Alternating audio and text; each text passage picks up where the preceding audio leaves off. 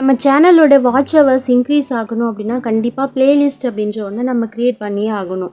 ஒரு பிளேலிஸ்ட்டை க்ரியேட் பண்ணிவிட்டு பர்டிகுலராக அந்த பிளேலிஸ்ட்டுக்கு தேவையான வீடியோஸ் எல்லாம் நம்ம ஒரு செட் ஆஃப் லிஸ்ட்டில் போட்டு வைக்கும்போது கண்டிப்பாக நம்ம சேனலை விசிட் பண்ணுற வியூவர்ஸ் அடுத்தடுத்த வீடியோஸை பார்க்குறதுக்கு சான்சஸ் இருக்குது.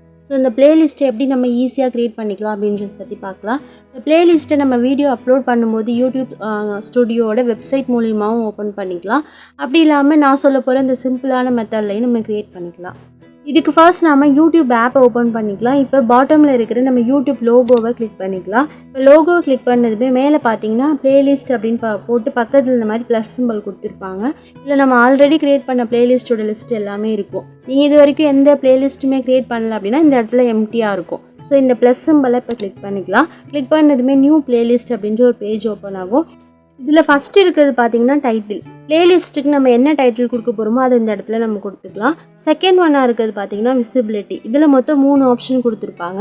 நீங்கள் இந்த பிளேலிஸ்ட் உங்கள் ஆடியன்ஸ் எல்லாருக்குமே விசிபிள் ஆகணும் அப்படின்னு நினச்சிங்கன்னா நீங்கள் இதை பப்ளிக்கில் கொடுத்துக்கலாம். அப்படி இல்லைனா ப்ரைவேட் அல்லது அன்லிஸ்டடில் நீங்கள் கொடுத்துக்கலாம். நெக்ஸ்ட்டு பார்த்தீங்கன்னா கொலாபரேட் அப்படின்றது வேறு ஒரு சேனலோட வீடியோஸையும் நீங்கள் உங்கள் பிளேலிஸ்ட்டுக்குள்ளே ஆட் பண்ணிக்க போகிறீங்க அப்படின்னா இதை வந்து நீங்கள் கொலாபரேட்டில் கொடுத்துக்கலாம். அப்படி இல்லைனா இதை நீங்கள் அவாய்ட் பண்ணிடலாம். இதை நீங்கள் எதுவுமே எனேபிள்லாம் பண்ண தேவையில்லை. நெக்ஸ்ட்டு கீழே இருக்கிற இந்த கிரியேட் அப்படின்ற ஆப்ஷனை கொடுத்துட்டு நம்மளோட பிளேலிஸ்ட்டை நம்ம க்ரியேட் பண்ணிக்கலாம்.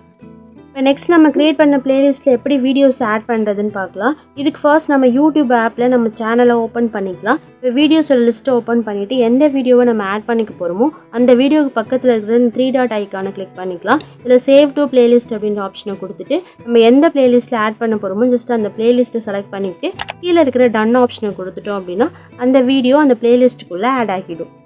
நன்றி.